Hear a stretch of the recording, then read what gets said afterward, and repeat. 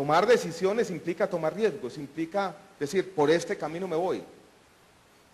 Lo de tragarse los sapos, doctora Gloria Estela, yo quiero plantearles a todos la dificultad, y lo voy a plantear con un ejemplo que toca a muchos de ustedes y que salió a relucir la semana pasada cuando tuve la oportunidad de visitar el hospital de Chiquinquirá.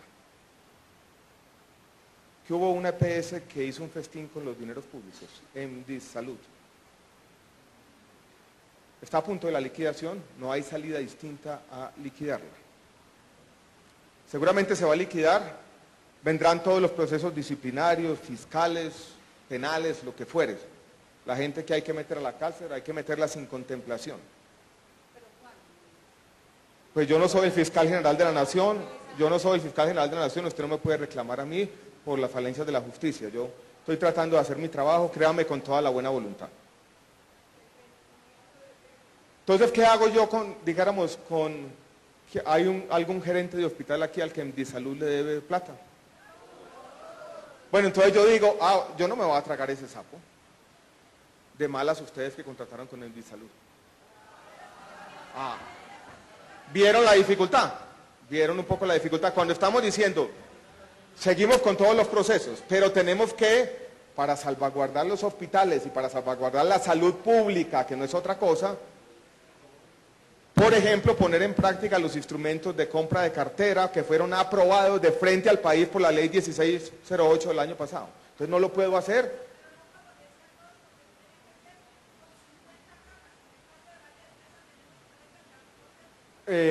Podemos ver más adelante otros temas reglamentarios porque como los recursos son escasos teníamos que priorizar y los problemas estaban del otro lado.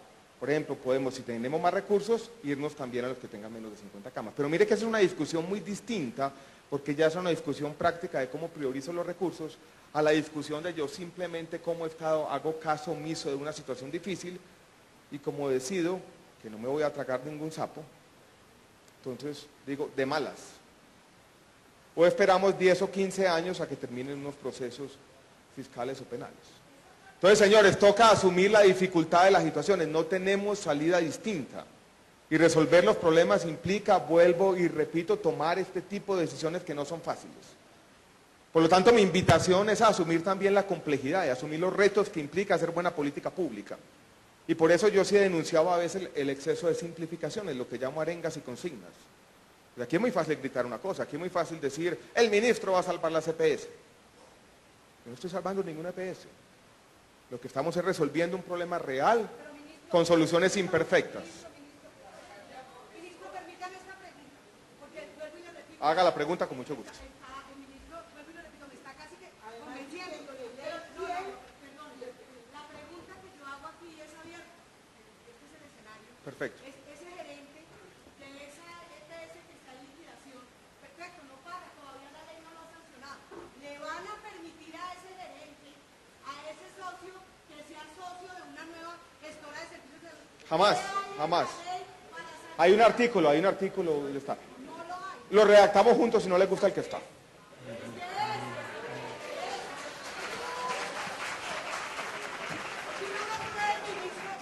Ministro, qué bueno que me diga eso.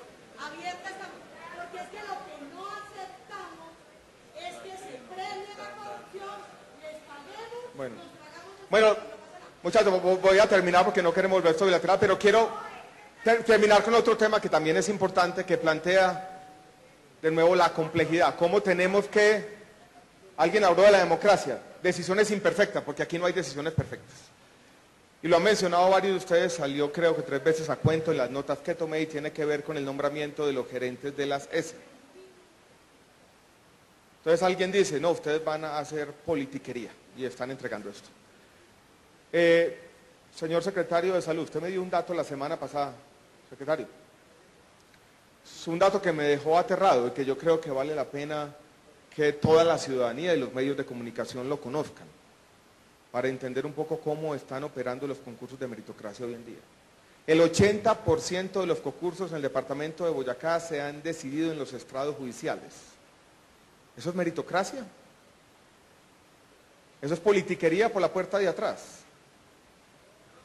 Si yo voy por todo el país, lo primero que encuentro son denuncias a los concursos. que a una universidad le tuvieron que pagar tanto, incluso existe una tabla. Se pagan 30 millones por primer nivel, 70, 80 por segundo, que 100 y pico por tercer nivel. Una vez un alcalde en una región de Colombia de manera cándida me dijo, me tuve que ir a la ciudad capital a negociar con las universidades a ver quién me cobraba menos para yo nombrar al gerente. Y eso es lo que estamos encontrando en todo el país. Entonces, la disyuntiva no es entre la política y la no política. Si nosotros tuviéramos gerentes nombrados por meritocracia, pues claro que no lo íbamos a hacer, pero es que eso no pasa y no está pasando en el país. Está pasando lo contrario, señoras y señores. ¿Qué es lo que está pasando? Un gerente que en el fondo es un político. Llega en paracaídas a la S, no se entiende con el alcalde, hay una confrontación permanente y eso está acabando con la red pública de hospitales. Lo digo de manera clara, eso está pasando en el Hospital San Jerónimo de Montería, eso está pasando en el Hospital Rosario Pumarejo de López en Valledupar, que son los hospitales departamentales íconos emblemáticos de la región. Este proceso los está llevando a la ruina. Planteamos nosotros algo que creo que es absolutamente coherente y es que el servicio civil genere unas condiciones y que quienes pasen por un periodo de tiempo fijo puedan ser nombrados por el alcalde o por el gobernador. Vuelvo y repito, no es entre la política y no política, sino entre la política de frente y la política soterrada. Y yo les digo algo de manera clara aquí. El cambio social en Colombia, la transformación que vamos a tener en el sector salud y en educación y donde quiera, tiene que hacerse desde lo local. Nosotros en Colombia no podemos seguir ya 22 años después de nuestra constitución política, desconfiando de esa manera en la descentralización. O asumimos de una vez por todas que ese país se descentralizó y que eso implica entonces que quienes rinden cuentas a la ciudadanía tienen que tener los instrumentos de gestión para cumplir con lo que tenga que cumplir, o seguimos en esta locura de desconfiar a todo el mundo y desde el gobierno nacional tratando de amarrarles las manos todos los días a los mandatarios locales. Yo creo en la descentralización, creo que no hay salida.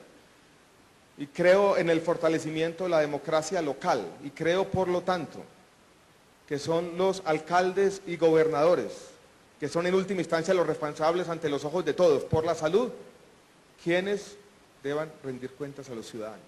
Alguien me dirá, esto no es perfecto, que no tenemos soluciones perfectas. Si tuviéramos una solución ideal seguramente ya lo hubiéramos encontrado. Estamos buscando entre dos soluciones, o entre 3 o 4, porque habrá matices, cuál funciona mejor. Y creo que logramos, en la discusión en el Senado, un buen balance entre tener mérito y tener rendición de cuentas transparente ante los ojos de los ciudadanos. Pero seguimos todos los temas, he tomado atenta nota de lo que se ha dicho, pero sí tengo 10 puntos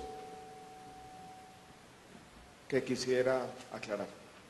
El más importante de todos, con el que quiero ser vehemente, en el cual yo creo que tenemos absoluta coincidencia con cada uno de los miembros de la Comisión Séptima.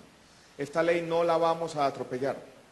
Esta ley no va a ser aprobada a las carreras. El objetivo del gobierno no es aprobar una ley y poder salir el 23 de diciembre cuando fuera a decir, aquí hay una ley, misión cumplida. Y me comprometo públicamente, para eso sirven estas audiencias. Están grabando y por eso, como están grabando, soy consciente de que hay unas cámaras, estoy ante la comunidad, haciendo, si se quiere, esa promesa, y diciendo aquí de manera vehemente de nuevo que eso lo hablé ayer al mediodía con el señor presidente y coincidimos plenamente. El objetivo del gobierno no es atropellar esta ley, no es aprobarla a las carreras, no es tener cualquier ley, es tener una buena ley, en eso tenemos coincidencia todos. Y para eso sirven estas audiencias. Manteniendo, doctor Juan Carlos, como hemos dicho desde el comienzo, eso sí, ese sentido de urgencia ante la gravedad de los problemas. Con paso firme y seguro, sin atropellar a nadie, dando todas las discusiones como toca. Y asumo ese compromiso, si se quiere, públicamente aquí, que no vamos a atropellar la ley. No es mi estilo. Y en eso me animan convicciones democráticas que son las mismas, exactamente las mismas que las del señor presidente de la República. Doctora María del Carmen, me dejó triste algo que usted dijo, porque desde que entré al ministerio hace más de un año nos hemos reunido, yo he mantenido una actitud dialogante, han tenido las puertas abiertas. Cuando usted dice que nosotros queremos hacer una ley o construirla a espaldas de los colombianos, creo que eso contradice un poco la actitud que hemos tenido en el Ministerio desde el primer día que yo llegué allí, hace ya 13, 14 meses.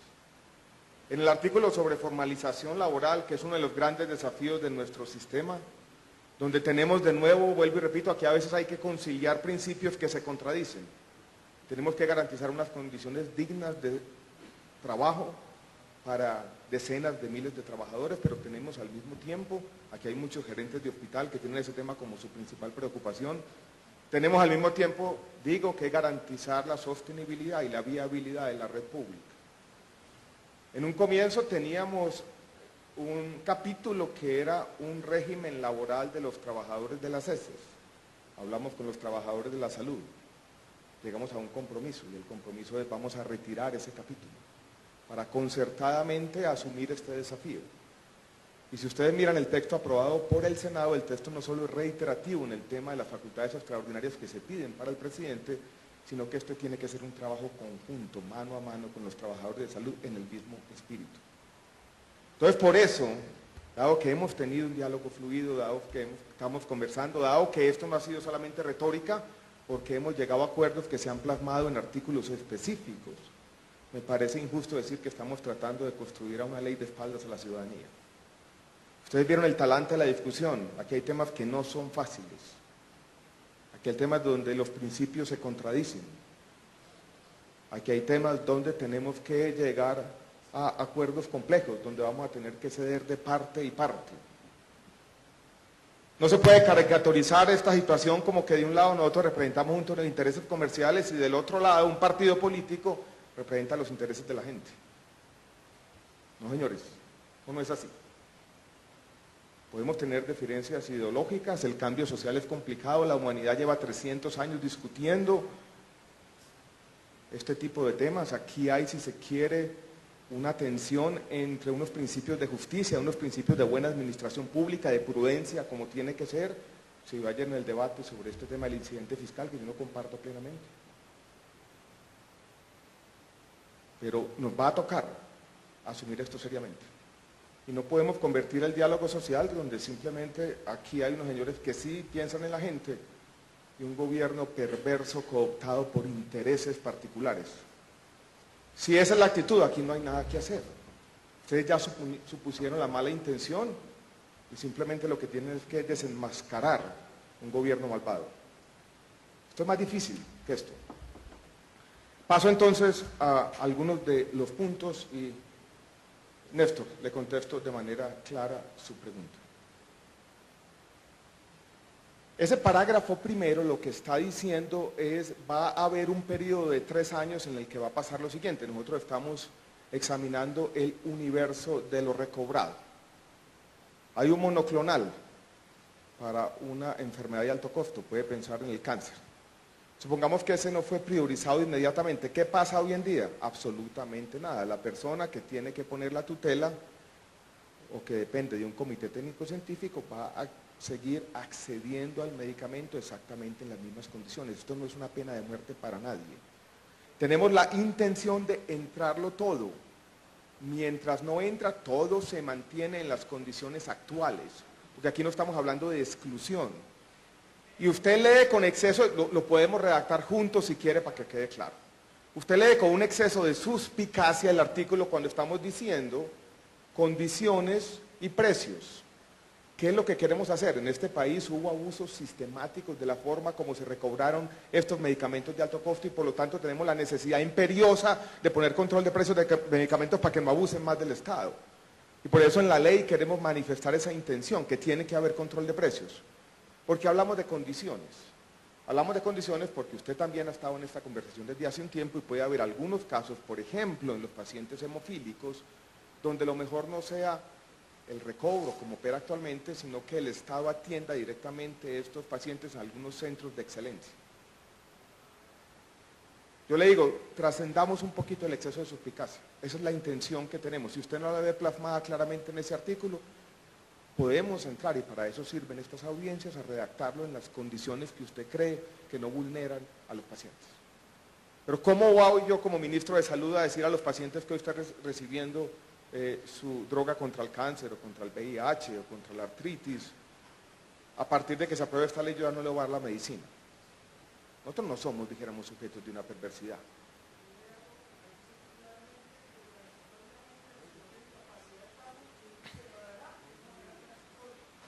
Transitoriamente quiere decir mientras no serán incorporados. O sea, es incorporado hoy, ese ya accede sin la tutela. Mientras es incorporado todo, porque tenemos que ver, puede haber... Bueno, yo le propongo lo siguiente. Usted leyó eso con un exceso de suspicacia, me comprometo de nuevo también públicamente a que eso no es así y me comprometo a que vamos a redactar un artículo conjunto con los pacientes para que exista claridad plena. Y asumo ese compromiso públicamente aquí. Y también tiene que haber algo de confianza para que estas audiencias públicas no se conviertan simplemente en un escenario para hacer señalamientos. Si no partimos de unas relaciones de confianza, mínima por lo menos, no vamos a poder avanzar. Y por eso estoy asumiendo no un compromiso en privado con ustedes, sino lo estoy haciendo aquí delante de todo el mundo. ¿Qué más público que una audiencia pública? O sea, se hizo públicamente el compromiso. Quisiera hacer claridad sobre otro tema que ha estado en 2 o 3, incluso 4 de los comentarios, donde se dice que la ley sigue manteniendo esa distinción antipática entre los regímenes subsidiado y contributivo. La ley es bastante clara, dice los planes de beneficios son exactamente los mismos. Le puedo decir aquí a la gerente del hospital de Tunja, la unidad de pago por capitación se llevó ya casi al 95% en las primas puras. Lo hicimos el año pasado. Eso ha llevado a un alivio importante del régimen subsidiado. El resto, lo que falta, lo haremos este año. O sea, ya las unidades de pago por capitación, sin tener la ley, para los planes de beneficio, que son los mismos, van a ser iguales. ¿Por qué mantuvimos la diferencia nominal? Porque es simplemente nominal, no es sustantiva entre los dos regímenes, por un hecho técnico que es difícil de resolver inmediatamente por la forma como tenemos organizado nuestro sistema. Y es lo que tiene que ver con las prestaciones económicas, licencias de maternidad y enfermedad o incapacidades por enfermedad general. Las licencias de maternidad aplican sobre todo, aplican la verdad como están concebidas solamente para el empleo formal. Es muy difícil en el régimen subsidiado, donde no hay contribución, pagar por licencias de maternidad para un trabajador informal. Para hacerlo plenamente nos tendríamos que mover a un sistema financiado plenamente con impuestos generales y no por contribuciones. En ese sentido avanzó la reforma tributaria aprobada el año pasado, pero eliminar plenamente las contribuciones nos obliga como Estado a encontrar 8 billones de pesos de las contribuciones de todos para el sistema. Esa es la única razón. De nuevo, estos temas no son fáciles y por lo tanto entre todos tenemos que eliminar un poco el exceso de suspicacia. Como si desde el gobierno lo que quisiéramos hacer entonces es seguir manteniendo una salud de primera y una salud de segunda. No, se está diciendo claramente, desaparece la diferencia en el contenido de lo que se cubre entre los regímenes subsidiado y contributivo y se está diciendo una cosa que es aún mejor, y es quienes van a ser los articuladores del sistema van a tener que operar en ambos regímenes. Eso hoy en día no se tiene y por eso tenemos una separación o discriminación o segregación de EPS hoy que es antipática. Creo que sobre ese punto debe haber claridad plena. Hubo otro asunto que me preocupó en la presentación donde yo creo que tenemos que ponernos de acuerdo si nosotros confiamos en el Estado o no confiamos en el Estado. Porque veo demandas contradictorias de parte de algunos de ustedes en las intervenciones.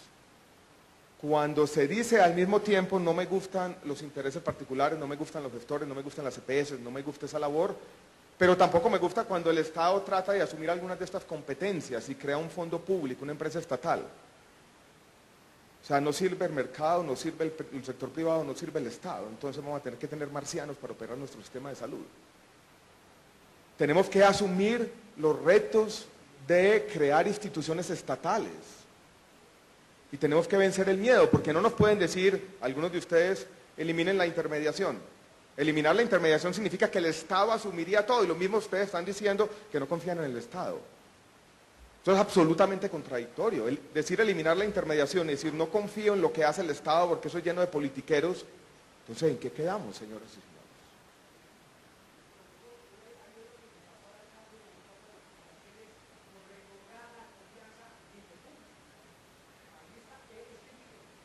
Sí, señor.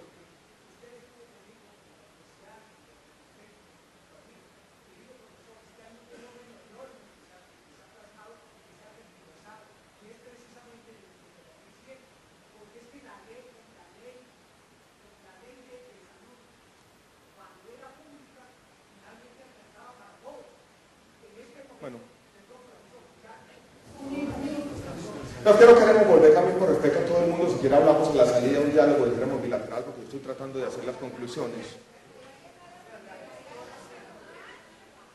No, pero está bien, si quiere ahora hablamos, pero la verdad que la plata de la salud no alcanzaba para todos.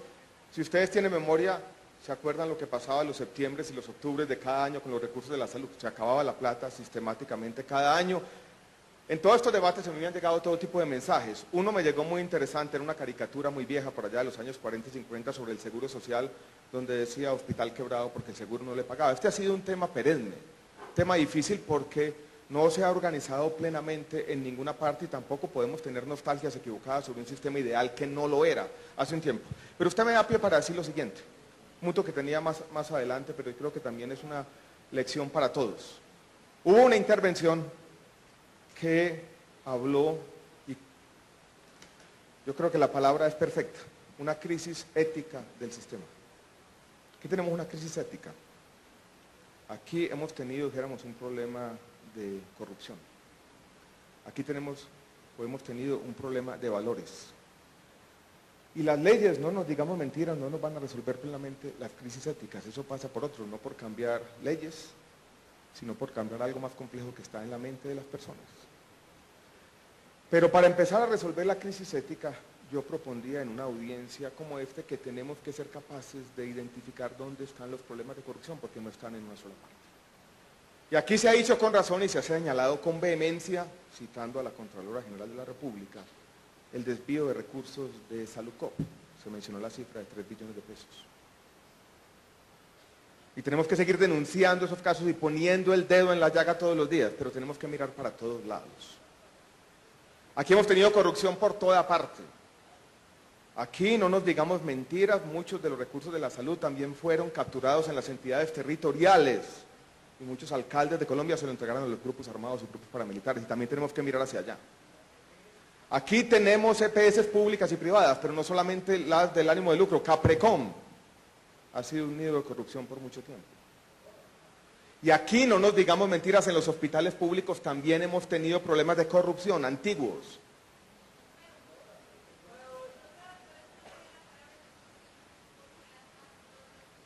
Pero les quiero contar la siguiente anécdota, que me da pie a decir lo siguiente. Y la conté en el Senado de la República hace un tiempo. Estaba yo volando a Cartagena, uno de los tantas reuniones, y había al lado un neonatólogo que trabaja en un hospital público de Bogotá, lleva 20 años trabajando allí. Como las crisis de la salud han sido recurrentes, yo empecé a conversar con él y le pregunté, bueno, ¿cuál ha sido el peor momento de la salud? Usted que ha estado los 20 años de la Ley 100. Y me dijo de manera clara, sin dudar un solo minuto, el peor momento de la salud ha sido en la administración pasada, cuando saquearon los hospitales de Bogotá. Enteritos. Y entonces no podemos, doctor Alba Luz, decir que hay una corrupción buena y una corrupción mala. Pero yo creo que si usted señala algunos casos, tiene que señalar los otros. Si no vamos a resolver la crisis ética, si no somos capaces de denunciar la corrupción, venga de donde venga. Venga de donde venga. Venga de donde venga. Porque no puede que haya corrupción buena de los compinches ideológicos y corrupción mala de con quienes no estoy de acuerdo. No. No estoy chantajeando, estoy señalando la verdad. Y su partido tiene que responder y no ha dado la cara. Y ha guardado un silencio cómplice. Entonces tenemos, si queremos resolver la crisis ética, mirar para todos lados. Y tenemos que, ustedes señores de los sindicatos también son garantes de lo que pasa en los hospitales públicos. Y tenemos heterogeneidad. Y uno no tiene aquí que caer en generalizaciones falsas. Si yo recorro la geografía de Colombia, encuentro hospitales públicos que son un ejemplo para todos. Héroes Anónimos, el Hospital de Santo Tomás en Atlántico, el Hospital General en Medellín, el Hospital de Támesis en Antioquia, el Hospital de San Jorge en Risaralda, que están haciendo buen uso de los recursos públicos, que a pesar de las dificultades están atendiendo a la gente en condiciones dignas, que están invirtiendo recursos propios porque a pesar de todos los problemas, a pesar de los incumplimientos de la EPS, logran salir adelante. y son, si se quiere, los que nos mantienen algo que necesitamos en cualquier proceso, y ese es el sesgo por la esperanza, y lo he dicho desde el comienzo. Entonces aquí tampoco podemos nosotros caer en que los problemas del sistema se vuelven una excusa para malversar los recursos públicos. Miremos para todos los lados, la crisis ética nos obliga a todos a tener actitud vigilante en cada uno de los espacios, y solo así podemos resolver esta crisis, y la podemos resolver plenamente. Me gustó mucho el comentario sobre la inspección, vigilancia y control, donde hemos tenido fallas regulatorias. No hice el comentario en mi presentación, pero yo creo que la reforma avanza y avanza decididamente en ese sentido. Salud Mía, en el fondo, es una apuesta por la vigilancia y control, es una apuesta por tener control estricto de los flujos de información y de recursos. Hay un fortalecimiento de la superintendencia de salud importante, no solamente en la norma, no solamente en el proyecto 210, sino también en lo que estamos haciendo ahora. El presidente firmó, el ministro de Hacienda y el presidente firmaron ayer los decretos de reestructuración de la superintendencia de salud, que ya va a tener algo que nunca tuvo, que son sedes regionales, para trabajar con ustedes en esa vigilancia y control que no se ha tenido. Y así tiene que ser. Se nos ha reclamado como el Estado, aquí vienen un poquito las demandas contradictorias adolescentes que digo yo, de que el Estado no tiene rectoría. Y después se nos acusa de que el ministerio está asumiendo muchas funciones. Pues queremos asumir ese papel regulatorio, queremos controlar los recursos, queremos tener, dijéramos, como Ministerio de Salud un papel protagónico que no hemos tenido en este sistema, porque allí vinieron muchas de las falencias. Y ahora que lo queremos tener en este proyecto, no nos pueden decir entonces que el ministerio está queriendo hacer muchas cosas, pero esas son las cosas que no se hicieron en el pasado y donde tenemos que suplir las deficiencias. Porque no se nos puede reclamar rectoría de un lado y cuando asumimos la rectoría, entonces nos dicen ustedes están centralizando muchas de las funciones. De nuevo, tenemos que ser capaces de superar esas contradicciones porque nos vamos a quedar en esa inercia de la crítica simultánea a lo privado y a lo público, la crítica simultánea a lo centralizado y a lo descentralizado, a lo preventivo y a lo curativo, a que salvamos a los hospitales y que no los salvamos. Aquí hay una omisión importante en nuestro proyecto. Y empezamos primero a plantearnos una pregunta que no es una pregunta fácil y es, ¿cuáles de estos temas de talento humano, cuáles de estos temas que tienen que ver con los profesionales de la salud pueden tratarse en una reforma? ¿Necesitan cambios normativos o necesitan cambios legales? Por ejemplo, hay un tema en el que todos estamos de acuerdo, y es que Colombia necesita fortalecer la capacidad resolutiva de los médicos generales. Pero ese es un objetivo, uno puede enunciarlo en la reforma, pero para eso necesitamos, dijéramos, cambios que trascienden un instrumento legal y que comienzan quizá por las facultades de medicina. Sobre ese tema, nosotros lo que planteamos, por ejemplo, es una ruta en la medicina familiar, pero donde Colombia tiene un reto hacia el futuro de capacitar o crear 5.000 o 10.000 médicos de familia. Está enunciado en la reforma. La reforma puede desencadenar esos procesos, pero no los va a resolver. El cambio social depende muchas veces de la construcción de capacidades de la sociedad, que una ley en sí misma no lo hace. Viendo los temas, nos preguntamos qué puede resolver la reforma. Y ahí vino el tema de los especialistas, donde primero partimos de un diagnóstico que ha sido un diagnóstico complejo, que ha generado, dijéramos, ha suscitado un debate importante en el país en los últimos años. Pero yo creo que sería necio desconocer que en algunas regiones y en algunas especialidades hay un déficit importante de especialistas en el país. Les voy a dar solamente 3 datos. Los datos objetivos dicen lo siguiente. En la encuesta de calidad de vida del año 2003, el tiempo promedio para acceder a una cita con especialista en Colombia era 8 días. 2013 se hizo la misma pregunta en la encuesta de calidad de vida. 18 días, se había más que duplicado. 10 días más, ahí estábamos perdiendo el año. Cuando uno le pregunta a los colombianos cuál es el principal problema de nuestro sistema de salud, cuál es su queja más sentida, la respuesta que aparece con más asiduidad o con más frecuencia es falta de oportunidad de la cita con especialistas. 33% de los encuestados responde que ese es el principal problema. que ahí se debe poner el énfasis. Y hay datos al mismo tiempo que nos muestran en algunas de las especialidades, oncología clínica, por ejemplo, que tenemos menos de 200 oncólogos para 70.000 casos nuevos de cáncer cada año en nuestro país. 134 reumatólogos cuando las enfermedades autoinmunes están creciendo y ya se comienzan a parecer a un problema de salud pública. No los voy a llenar de estadísticas, no vale la pena, pero yo creo que sería necio desconocer que tenemos en algunas especialidades un déficit de especialistas.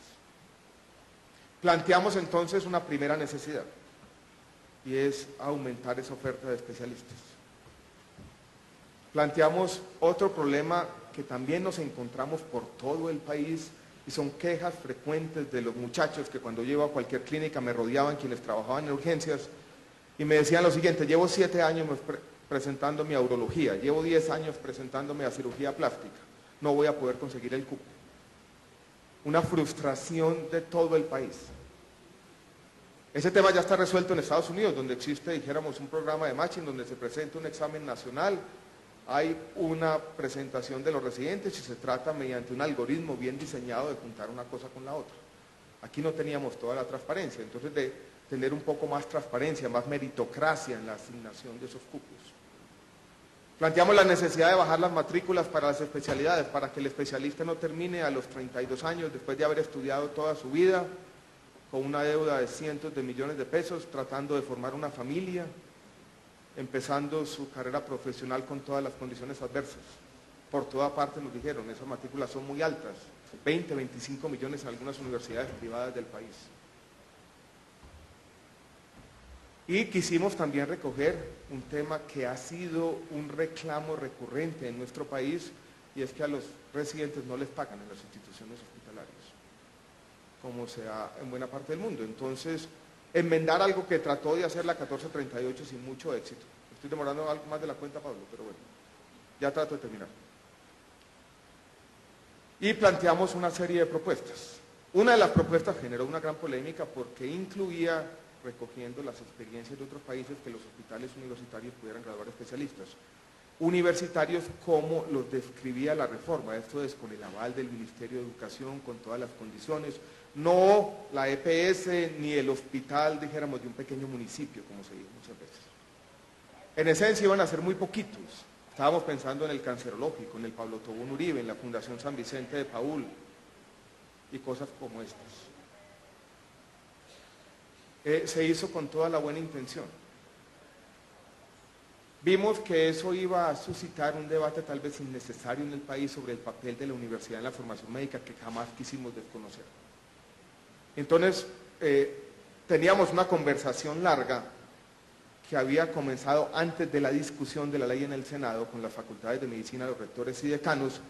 Ellos nos han hecho una contrapropuesta, nosotros queremos presentarle la contrapropuesta a los ponentes en la Cámara, y lo digo, como lo he dicho varias veces y lo reitero aquí, estamos dispuestos a abrir el diálogo, no tenemos apego dogmático a las propuestas, pero señoras y señores, ese ha sido tal vez el punto reiterativo, no le tengamos miedo a los debates. Este debate sobre las residencias y las especialidades médicas hay que tenerlo en el país, hay que tenerlo de frente, trascendamos un poco, dijéramos, la crítica destructiva y hagamos propuestas al respecto, a un problema que no es un problema que nos estamos inventando, es un problema real. Paso al último punto, ya para terminar, que es el punto, dijéramos, más complejo. Puedo en mis últimos comentarios referirme a esto, tiene que ver con la reorganización del sistema. Es un tema muy difícil, donde hay una gran diferencia de opiniones en el país y donde yo podría estructurar el debate, dijéramos, de la siguiente manera. Hay una primera parte del debate que dice no queremos intermediación. Colombia tiene el gasto de bolsillo más bajo en América Latina, o sea, apenas el 20% del gasto en salud es gasto de bolsillo. En América Latina es el 50%. Si eso es así, eso significa que tenemos un fondo público donde está casi la totalidad de los recursos con que se pagan servicios de salud, y aquí tenemos unos prestadores donde tiene que llegar la plata. No intermediación significa que tenemos que conectar estas dos cosas, que la factura va a salir volando del prestador, le va a llegar al fondo público y el fondo público le va a pagar. No intermediación, o sea, que las facturas salen volando de los prestadores, en cajas o como fuere, y llegan al fondo público que tiene que digerir 3, 4 millones de facturas diarias. Colombia ya intentó tener un sistema sin intermediación, lo hizo el Seguro Social en la década de los 90 con la llamada libre adscripción, la famosa planilla. Eso quebró al Seguro Social, fue el principio del fin, y lo hizo con los desplazados en el año 2001 y 2002. Yo creo que en eso hay más o menos un consenso de que uno necesita algún tipo de articulador. Después viene un poco la discusión sobre cuáles son las características de este articulador. Y ahí hay dos tipos de debates que queremos dar de frente al país. El primer debate tiene que ver sobre su naturaleza jurídica. Alguien podría decir, los articuladores tienen que ser el sector público. Y podríamos tener una combinación de que sea una gran EPS pública, imagínense el Seguro Social, y para el régimen subsidiado uno podría imaginarse las regiones haciendo ese papel de articulador. El problema con esta propuesta, creo yo, es que las experiencias tampoco han sido muy positivas.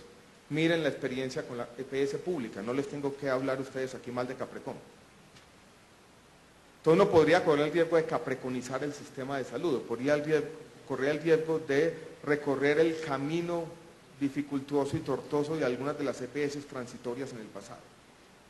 Y viene después la pregunta más difícil, sobre la que sí no tenemos consenso, donde hay, por ejemplo, diferencias con la Asociación Colombiana de Hospitales y Clínicas, y es si estos señores deben cumplir un papel de asegurador, deben asumir algún riesgo, o deben ser simplemente administradores puros que tengan una serie de labores bien descritas y que uno les pague por hacer esa labor, y que la labor incluya, entre otras cosas, dar unos resultados en salud para la población afiliada. No voy a volver sobre ese debate ahora, yo creo que tendré oportunidad de responderlo más adelante, pero ese es un debate sobre cómo conciliamos los dos objetivos de cualquier sistema de salud, que son la calidad y el acceso de un lado y la sostenibilidad del otro. Los aseguradores me garantizan la sostenibilidad, pero muchas veces se convierten en una barrera al acceso y a la calidad. Los administradores me pueden asegurar cierto acceso y calidad, pero muchas veces terminan con la sostenibilidad del sistema,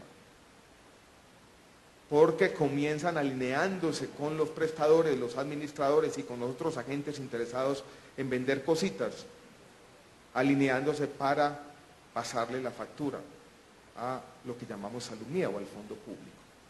Y por lo tanto lo que hemos propuesto es una figura ecléctica que combine las dos cosas, tratando de alinear los incentivos con el bienestar general y tratando de tener o garantizar dos incentivos que son a veces contrapuestos, de calidad y acceso y sostenibilidad, corrigiendo todos los errores del pasado con las EPS y haciendo lo más importante, y es diciendo nosotros vamos a tener control sobre los flujos de información y sobre los recursos, y por eso hemos propuesto también un tema que no es un cambio de forma, como se dice muchas veces, es el cambio más grande que se ha propuesto en este país a la ley 100 del año 93, que es la creación del Fondo Salud Mía, que va a tener no solamente la responsabilidad de la afiliación y el recaudo, sino también del giro directo a todos los hospitales, y por lo tanto va a tener todo el conocimiento del sistema. Es una gran tesorería centralizada del sistema que a su vez tiene la información que hoy en día no tenemos sobre cuánto cuestan y en qué se está gastando la plata de la salud en el país. Muchas de las críticas comienzan a ser contradictorias. Unos nos dicen, de un lado, ustedes no están haciendo nada, y otros nos dicen, están creando un monstruo estatal que va a ser inmanejable. Ni lo uno ni lo otro. Hay un gran reto administrativo para el Estado. Es una propuesta tan de fondo que, eso sí, tenemos un gran reto de implementación. Pero es una propuesta que transforma completamente nuestro sistema de salud. Vuelvo y repito, crisis financiera acuciante, aquí están los instrumentos. Plan de beneficios, tenemos que conectar la ley estatutaria con la ley ordinaria y tener mecanismos que nos permitan tomar decisiones responsables en un tema donde los recursos siempre van a ser escasos. Talento humano, tenemos que encontrar formas de resolver las inquietudes de todos los colombianos, de los pacientes, sobre el tema de los especialistas, las inquietudes de los trabajadores de la salud, y seguir aportando. No mencioné el tema de la formalización laboral, que es otro reto, pero ahí está también como una de las grandes propuestas de la reforma. Y el tema de la reorganización del sistema, tratando de aprender, tratando de recuperar las capacidades que la sociedad construyó y que no podemos borrar de la noche a la mañana. El país tiene ejemplos muy cercanos de cómo algunos reformadores tratan de destruir sin haber construido y todo termina en el caos. Aquí vamos a tratar de construir sobre lo construido, alineando los intereses y resolviendo los problemas con base en un diagnóstico certero de lo que está ocurriendo. Podríamos, eso sí, simplemente decir esto no sirve y con eslóganes desechar la reforma a la salud. ¿En qué quedamos? Con los mismos problemas, con la crisis financiera, con la indefinición del plan de beneficios, con nuestros déficits de especialistas y con el mismo sistema de la Ley 100, entregándole todos los días la plata a la CPS sin haber resuelto absolutamente nada. Queremos seguir recogiendo las inquietudes de todos, pero esto no es tan fácil como decir, votemos este trabajo serio, de 6 meses, de mucha gente, de hablar no solamente con los expertos nacionales, sino internacionales, votémoslo a la basura.